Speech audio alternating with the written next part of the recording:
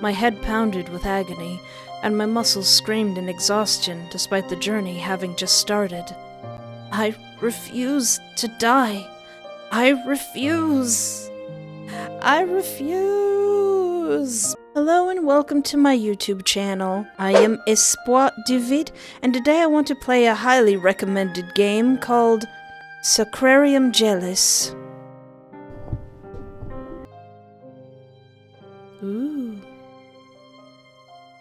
All humans must die. I just never thought my own village would kill me. Oh. The blunt end of a spear stabbed into my upper shoulder. My balance faltered under the weight of my growing fever, and I fell to my knees with a harsh thud. The snow and ice seeped through my outer layers. The bitter chill of winter bit at me, but it paled in comparison to my fever. You're really gonna exile a sick person. The unexpected fall sent a bolt of pain through the source of all my woes. The incomplete circle felt like a brand under my skin. The bruised veins spreading from it ached with each beat of my frantic heart. The mark burnt runes onto my skin from the inside. Ooh. These marks would spread across my body as a painful countdown of my condition. It was a curse mark, a sign of evil influence or divine retribution on the host's body. Most brought it upon themselves by dealing with demons. Others were merely unlucky recipients of cursed items or the wrath of a ghost. Some received them as punishment from the gods. I knew I hadn't angered the gods or spoken with devils. That wasn't in my nature, and I thought the others would agree with that. The grim faces that stared back at me proved how wrong that idea was. What did I do? The people who I had stood beside for my entire life looked upon me with pity and fear. Not fear for me, fear for them. I was no longer the friendly village baker. I wasn't their lifelong neighbor, friend, or family. I was a threat. The black vein spreading from the mark indicated it was a curse plague mark. Oh. Aw. When the central mark was completed, a disease that no natural medicine could cure would spread from me like wildfire. Only holy power could rescue the patient.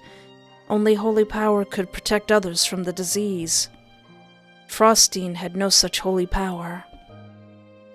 Our only priest was a man abandoned by the divine. Ooh. That fact had been proven by his inability to construct even simple blessings for newborns.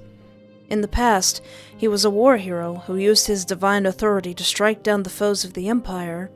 That past guaranteed him protection from the crown, which meant we had to accept him when he decided to move in. We had to follow his orders. We had to listen to the shrill rants he called sermons, like the one he was screaming at the top of his lungs to convince everyone else to leave me to die. He looked nothing like the golden sages one would find in the walls of the divine church. They were perfect, almost inhuman beings. His robes fit incorrectly on his tiny frame. His lack of hair made it difficult for his tall hat to find purchase. His hands flailed about under two long sleeves, and his bloodshot eyes were wide and manic. And yet no one's gonna give him a second glance. No one's gonna say, hey, that priest is kinda suspicious. Look at how it grovels on the ground to gain your sympathy. Look at how it bleeds. It just wants you to feel sorry for it. He practically spat at me. It wears the face of your dear Espoir, but I assure you that thing is no longer her. The minute the mark began to sprout, all of who Espoir was, all of who she could be, was destroyed. It has seized her mind and body alike. That's madness. I winced. My cough-worn throat made it impossible for me to match his volume. Luckily for me, there was one person who could overpower him. Just admit you're an abandoned hack who can't do his job. Edith's powerful voice pierced through his monologue. In all her knit layers, she looked like an old puffed-up cat while she waved her cane in the air. Aww. Espy has been one of us since she was a baby. She is part of this community. She glared at the older folk in the crowd. None of them could meet her gaze. A few even shuffled their feet like naughty children. We promised her parents that we would look after her. But what are you doing, listening to the opinion of the village idiot? Oh! Despite the gravity of the situation, I felt my lip quirk up at that. Priest O'Clurden gasped at her audacity. He was usually a light shade of pink from exertion, but that pink darkened into an enraged red. Many of the villagers took a step back to avoid his oncoming wrath. Edith, on the other hand, kept trying to move forward. Her grandson's stubborn grip on her prevented her from reaching me. If she were 10 or 20 years younger, she'd be by my side. Like the words of a gambling woman of the night mean anything under the eyes of the gods. People balked at that. Yes, Edith had spent her youth working in a night house to the south, but she'd practically raised most of this village. A few people even looked angry about it. Yeah, she's like everyone's mom. Not much they could do with the hunters aiming bows at them. Even half-hearted glares were met with silent warning looks from the hunters. They didn't want to have to kill anyone, but if O'Clurden ordered it, it would be done. O'Clurden didn't need divine authority when he had the backing of the crown. No one would risk bringing the Emperor's wrath down upon Frostine. Like you know anything, outsider. Don't take it out on her that you don't have the ear of the gods anymore. I am not abandoned by the gods. Only God can judge me. God is typing. If you weren't, you'd be able to handle this. Silence! His bellowing was even more pathetic than usual. He even stomped his foot like a child. Boy, take your grandmother and lock her in her home. There will be an exorcism tonight after we burn the demon's belongings. Shocked gasps echoed through the village. Some people shared looks of disbelief. For a moment, I wondered if someone would intervene. Exorcisms were hard on young people. For the elderly, like Edith, they could be very well lethal. At once, hunters! If he does not listen, strike them both down. If anyone has a problem with that, they can get an arrow as well. Man, this guy seems like a real butthole. The hunters almost looked sick for a moment. They hid their disgust quickly and focused on the task at hand. Stop! Don't! I tried to argue. This time, I managed enough volume to catch some attention. One of the hunters stabbed the blunt end of her spear into my side to silence me. She gave me a desperate look to be quiet. Don't you dare, boy. If I'm to die today, I'll die with my honor. No. Darn you! Edith's grandson dragged her away with the help of a hunter. She argued with each step, but she was too old to fight back. Edith! She was the 9th exorcism O'Clurden had ordered. Oh. 8 other villagers, my only allies it seemed, had also been detained while arguing with him. Edith had just been one of the last to hear about this. I imagined her family tried their best to keep her from learning about it at all, for obvious reasons. My last defender was dragged away. Without Edith, I had no one who could or would speak for me. It is good that we caught this monster early. Look at how many minds it has polluted with its filth. It preys upon your notions of family and brotherhood, my dear, fateful flock. Do not fall for it. It will use your sensitive hearts to spread the plague across the world. It is in its nature to spread and destroy everything. Just like a priest to point his finger and say, "Thing bad." The priest sneered down at me. The glint of gleeful victory in his eye made me shudder. But now it will die alone in the snow, away from healthy bodies it could taint. Once Heimos' wrath passes, we will send word to the marvelous Duke of Kirkut. As though the living god heard his name, the snow began to fall even faster. Heimos would not descend his mountain and save me, though. He was a prisoner of the true gods on Mount Gelus. Certainly no savior of an Andatal peasant. Well, you never know. A team of golden sages will ensure that this world is saved by purifying the corpse. For now, all we must do is not harbor its disgusting husk in our midst. What do you have against me, dude? Did I do something to you? Did I spit in your porridge? I looked ahead and up at Mount Gelus, the domain and prison of Heimos. It was a stark white mountain, lined with bare pine trees. A ring of black clouds rested near the peak like a crown, and they surged with unnatural blue, bright light. In a day or so, that ring would fall down the mountain, as blizzards that would touch all of the Andatal duchy. For about 2 weeks. What is an Andatal duchy? It would freeze every last road, city, and town. That seems like a problem. No businesses would come and go. No one would dare leave the arcane sigils that protected their homes. Anything caught outside arcane protection would be lost under dozens of feet of snow. Oh, you mean like me? It was the perfect time to bury a plague-ridden body. No one would find me for months. Please, everyone. I knew I looked pathetic, unable to stand on my own in the snow. I hoped it might spark sympathy in someone, anyone. All of the faces looking back at me were set with sad determination. A few people flinched when I was struck again, but no one called out in my defense. A plague would devastate Frostine. It could kill the nearby villages, too. It was pure logic. The one must be sacrificed for the many. I guess. The harsh region of Andatal did not allow for bleeding hearts. Any that existed would freeze over eventually due to necessity. As I looked at the people who I called my family, I felt, I'd be pretty angry. Truth be told, I'd be pretty salty. Rage burned in me even more hotter than my fever. I had worked alongside these people for years. I had been relied upon by many of them. Not once had I turned them away or said a situation was too difficult to deal with. Now that the boot was on the other foot, I wasn't even worth an attempt at a non-holy quarantine. They could try and keep me alive until help could arrive. I wasn't worth that effort, apparently. My expression turned into a heated glare. Many turned away at the sight, but some glared right back. They actually blamed me for this.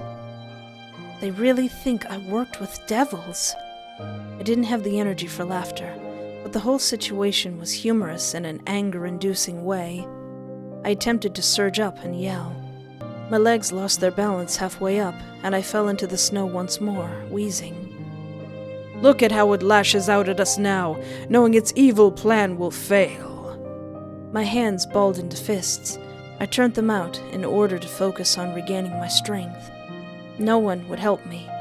I would have to help myself, and I needed energy to do that.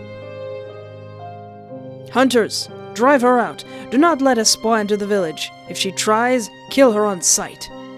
No questions, no second chances. Keep a tight perimeter, 2 of you. You know, it'd be funny if this really was a plague by touch. Just go up and just mush your hands all over the cleric. See how he likes that. Come with me to burn her belongings. We cannot risk that one of her belongings is also cursed. All of it must burn. Especially those incriminating photos of me. No one moved at first. O'Claridan stamped his foot and bellowed. At once! The crowd reluctantly began to disperse. A few people shot me lingering looks. I could see conflicting emotions flicker across their faces. In the end, no one dared to step towards me. Within a few heartbeats, only 2 hunters remained to escort me past the arcane barrier for the village. Aw, man. Took all of my focus and I'd immediately fall back down again. My stiff hands awkwardly shook the snow from my coat and pants. I was still freezing cold, but it did feel better. The hunters watched each motion carefully. They seemed particularly tense when my hands dropped near my pockets. What do you think I'm gonna pull out in this day and age? They calmed once they realized I was just trying to keep my hands warm.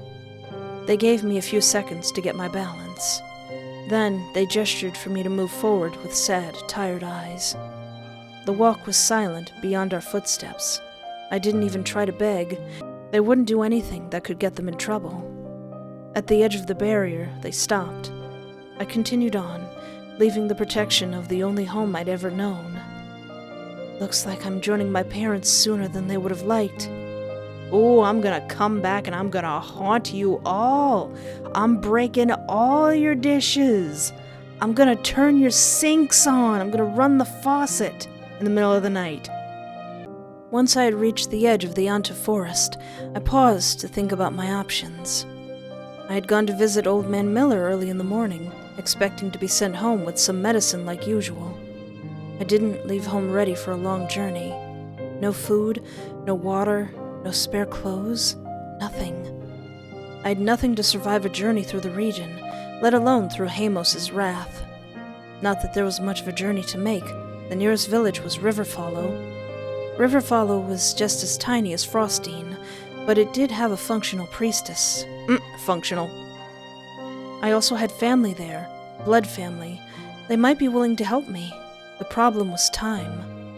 By arcane caravan, it would take half a day to round the jagged tip of Mount Gelus that separated Frostine and Riverfollow.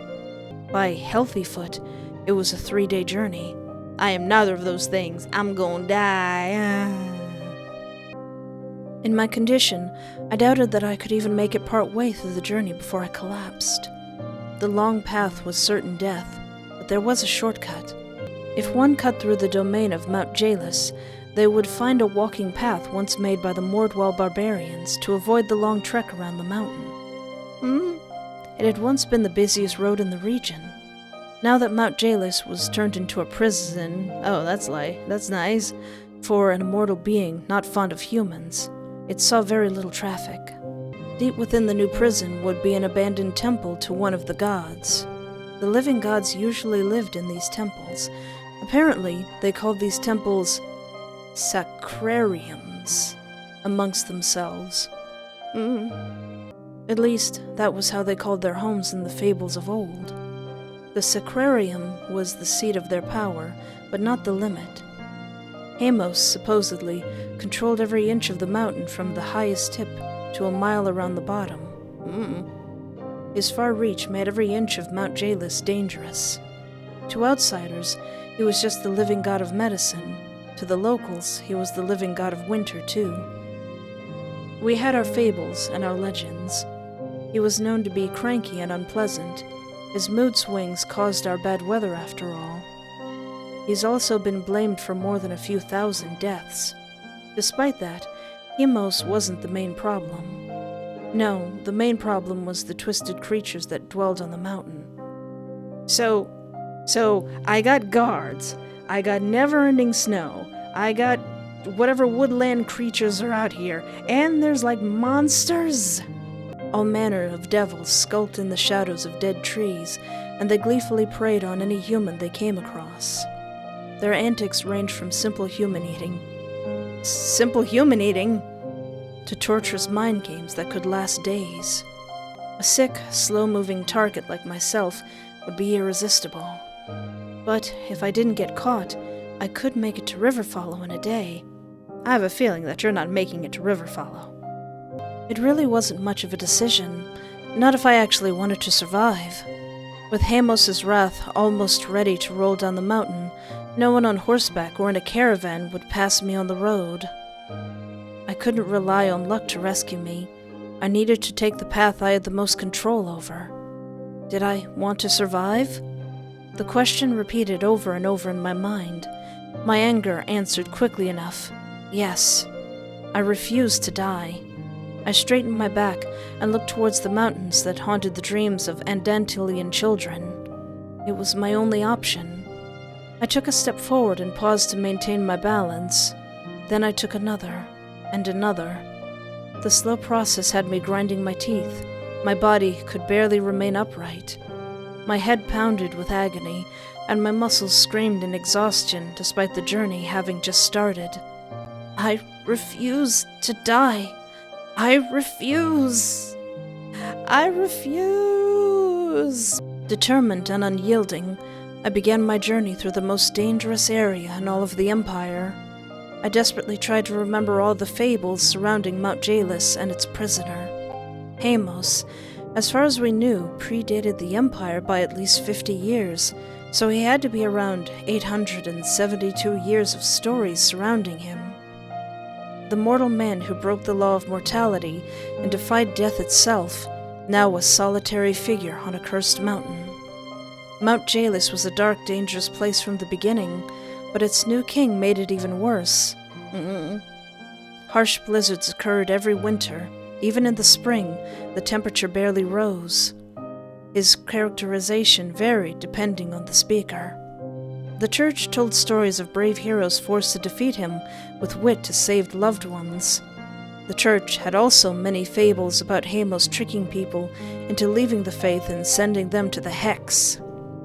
The locals quietly whispered old stories of desperate people pleading their case before an icy god. If he deemed their cause worthy, he would grant them mercy. In our fables, Heimos was a raven attacking an abusive husband, a strong wind guiding lost children home. Nobody knew which was really true.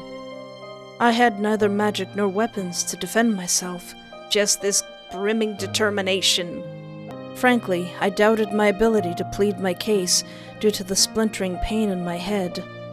All the stories had one common beginning, a greeting.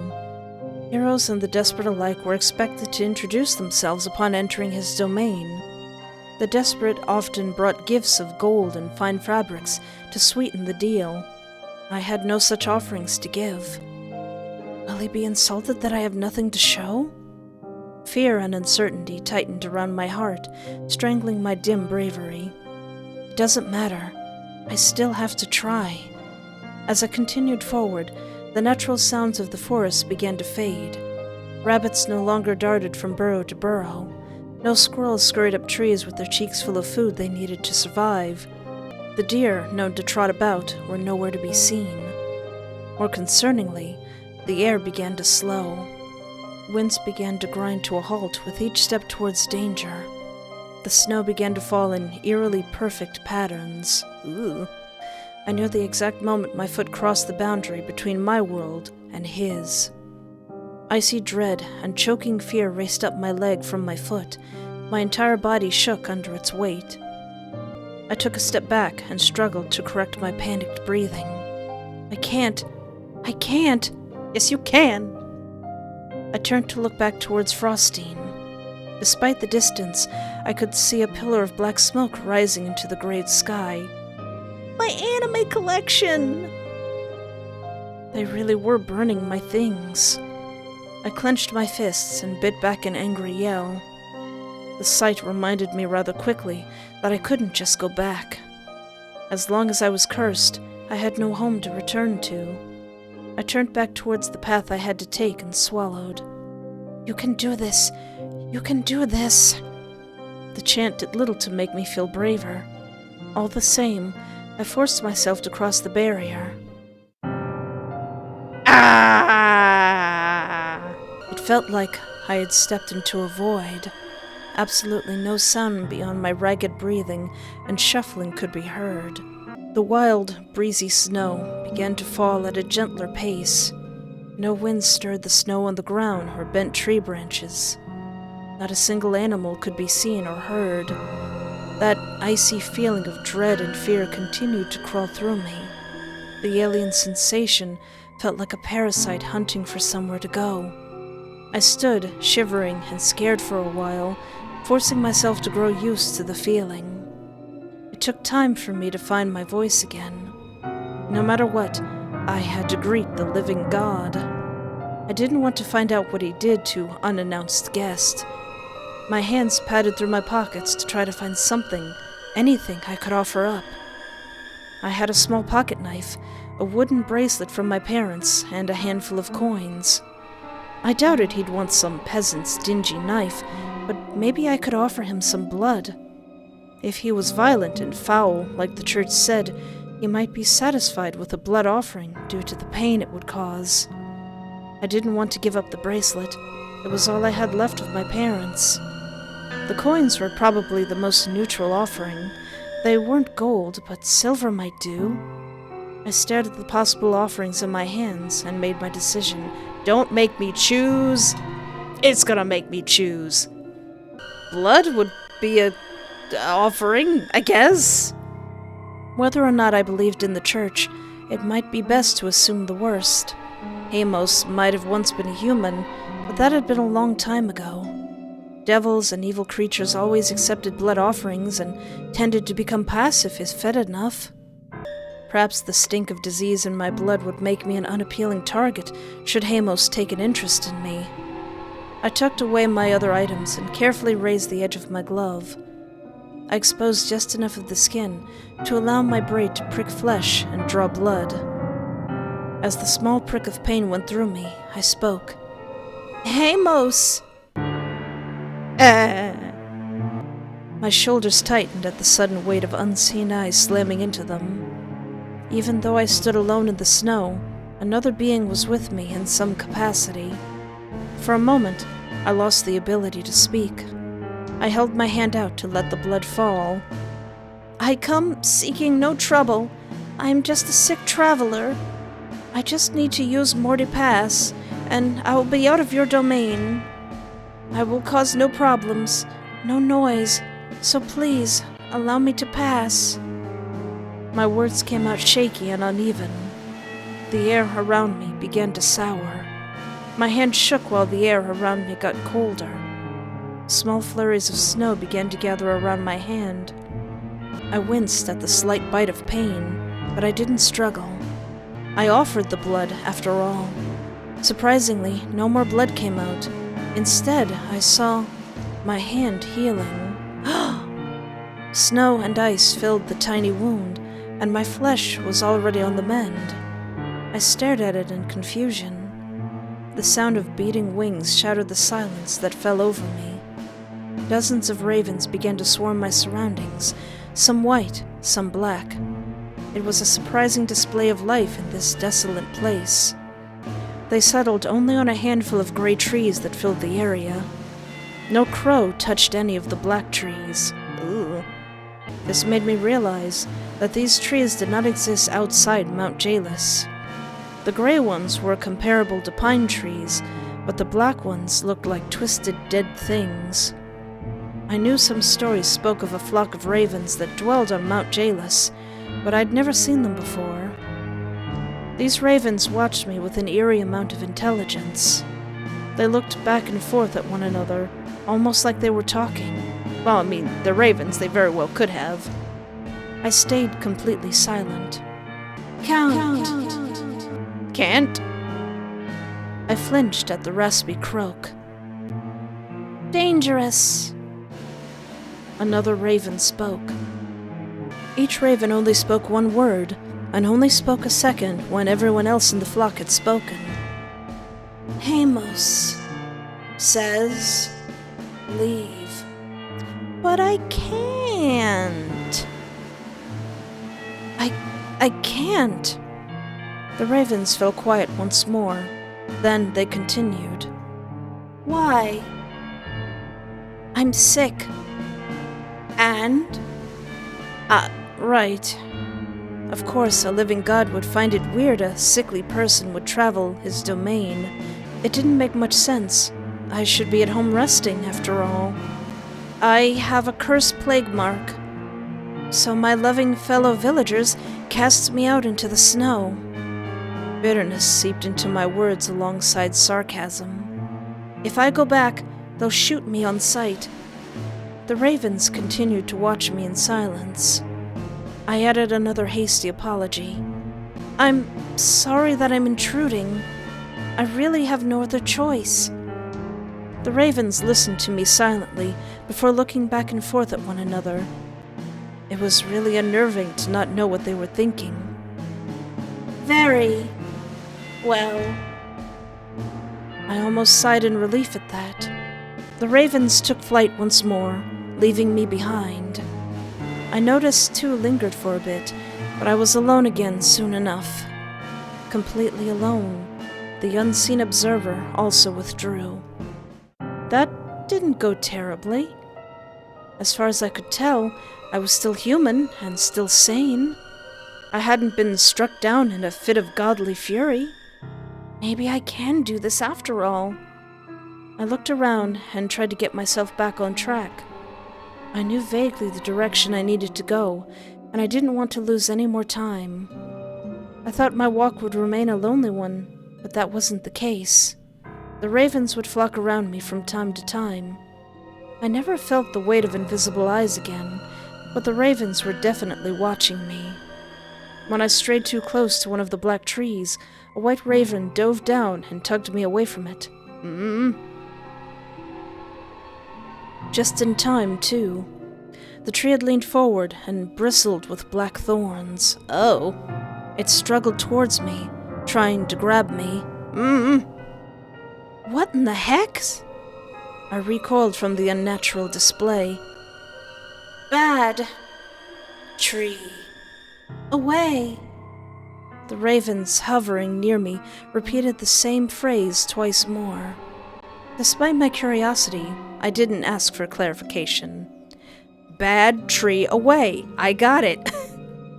I doubt they'd be able to explain much. I'll be more careful. They seemed satisfied with that. I made sure to keep my distance from the black trees moving forward. In a way, the presence of ravens was comforting. Animals rejected unnatural things, so they could warn me if a devil approached. Younger ones were cute, too. It was difficult to be somber when little birds were hopping around me trying to play. Aww. I noticed a lingering shadow overhead while I walked and teased one of the little ravens on my shoulder. An older raven, black with graying feathers, circled around me a few times. I noticed it was holding something in its mouth. I stopped walking. The little ravens on my shoulder shot away from me. Aww. Suspicious. The new bird immediately landed in front of me. It moved its beak around to show me the small blue bead it carried. Then it hopped towards me, gesturing with its beak for me to hold my hand out. I looked up and saw that this was the only raven nearby at the moment. I hesitated before making a decision. Don't make me choose. They just said that ravens stay away from anything unnatural, so... But then again, maybe it's a gift. I think I should step away from that bird. The other birds flew. I better listen to them. I stepped back away from the bird. I was hesitant to accept something from it. The other ravens had seemingly run away from it after all. Could it be a demon in disguise? The raven continued to hop towards me, trying to get me to hold out my hand. I walked in a circle to avoid it. The bead flared to life with soft white light. Stop it! The cold, calm voice practically slapped me.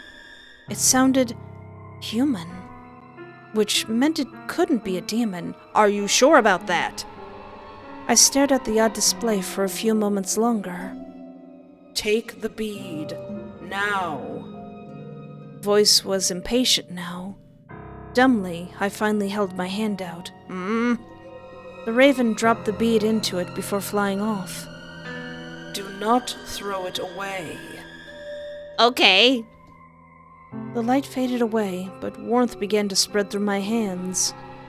I tightened my grasp on it and marveled at the sensation. Alright, so it's a good bead. Okay. Hello? No one answered me this time. Occasionally, the bead would flare with life and give me short instructions. Oh. Left. Turn around. Right. I felt slightly on edge taking advice from an unseen presence. The only comfort I had was the slight familiarity of the man's accent.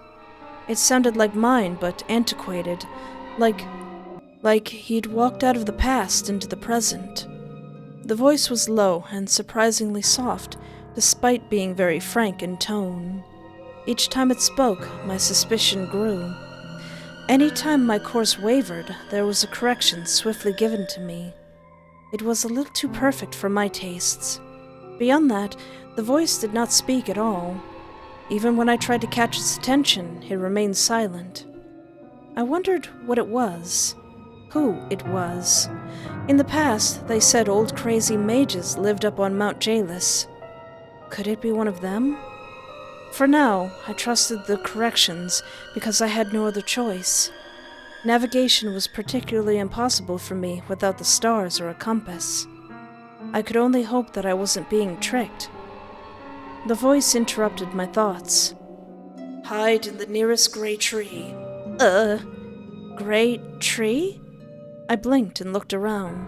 One of the gray trees was slowly opening up, revealing a small pocket of darkness. I stared at it, skeptically.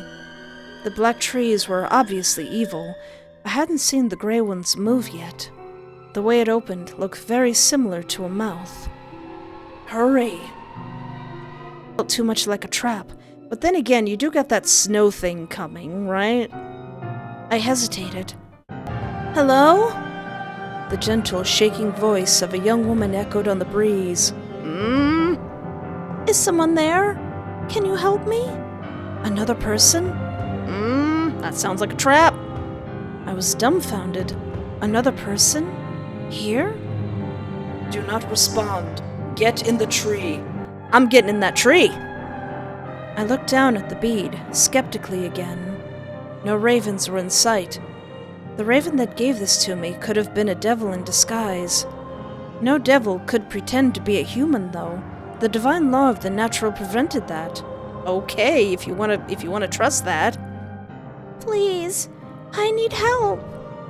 That new voice sounded closer now. Listen to me. The male voice actually showed signs of frustration now.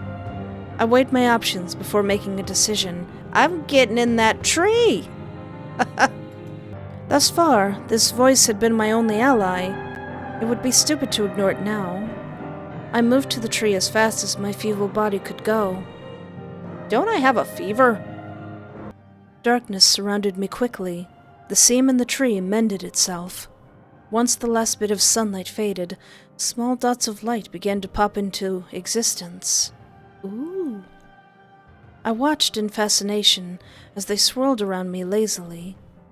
I reached out to touch one with my fingertip. It buzzed against my finger, warm and alive. The odd sight was trampled by the sounds of unnaturally heavy footsteps.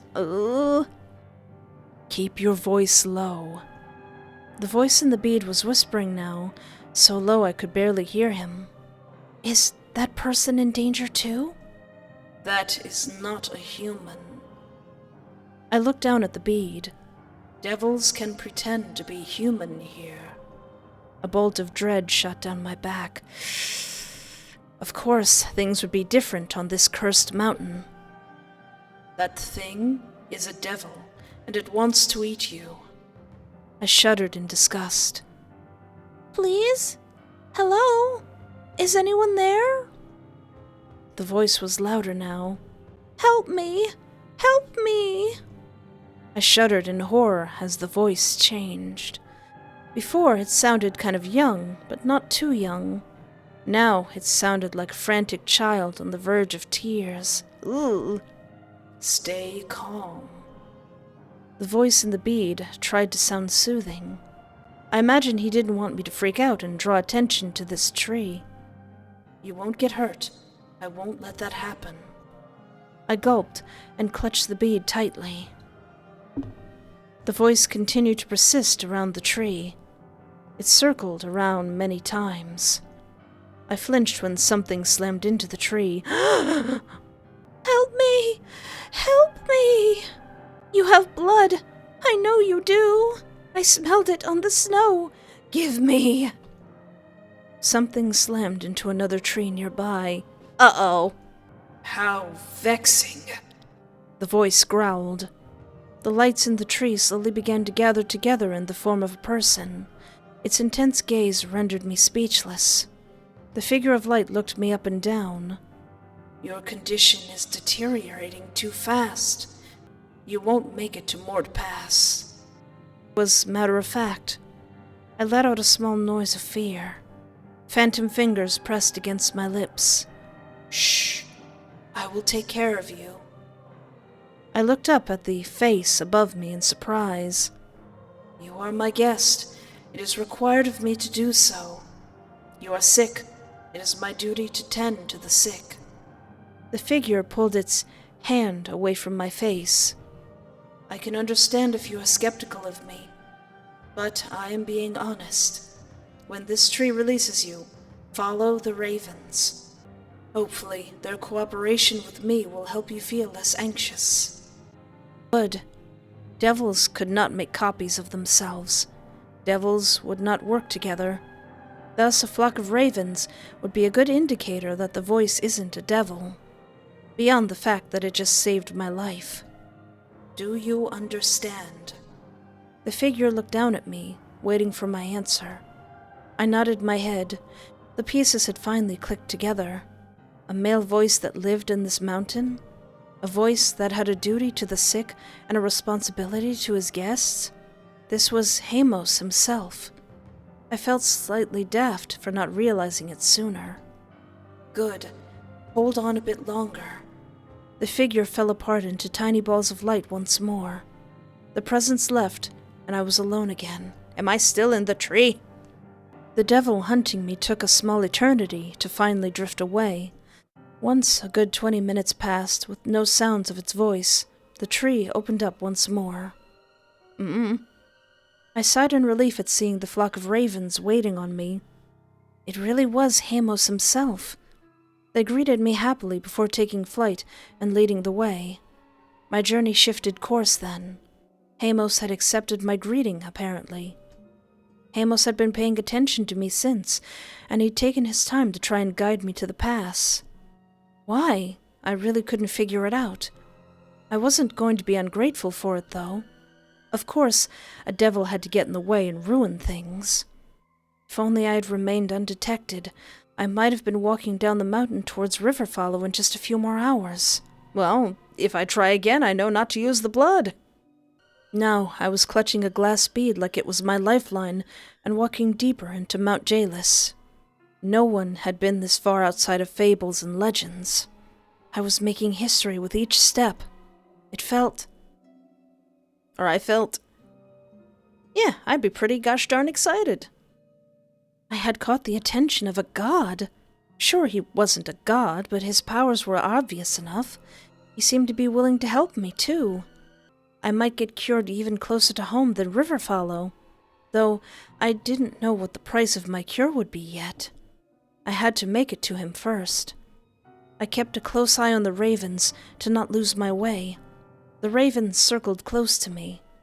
One or two even landed on my shoulder, periodically to brush the snow off my hat. Aww. I was grateful that they were back at all. The walk to where Heimos was took a lot out of me. On more than one occasion, I fell and I struggled to get up. The snow would shift under me, gingerly setting me upright. I would feel the wind carefully wrap around me to ensure I didn't immediately fall again. Aww. Once my balance returned, the support would fade to let me walk on my own. A few more times, Heimos ordered me to hide. Each time, I would be tucked into the safety of a gray tree. Each time, I held my breath and tried to ignore the human-sounding voices calling out to me. How can they defy the law of the divine? I was mostly mumbling to myself in an attempt to drown out the female wailing I could hear outside. Do you really want to know? Heimos's voice sounded calm and collected. It still made me jump a little bit. Yes, I do actually. Mount Janus is the doorway to the Hex. Devils pour out onto it when they can. This area is not ruled by divine law, but once they come across the barrier into the world outside, divine law returns. Oh, okay. Heimos let out a pleased noise when I finished his thought. Gods, no wonder the stories talk of shape-changers on this mountain. The bead went quiet once more. Once the wailing devil had passed, I was released to continue my walk. My journey took a long time. As night fell across Mount Gelus, the temperature plummeted. Oh, how did I even survive this long? My legs grew too stiff to move, and I ended up stuck in place. No matter how warm the bead made me feel, it couldn't melt the frost beginning to grow on my clothes. Exhaustion, Dehydration and hunger also made me feel weaker.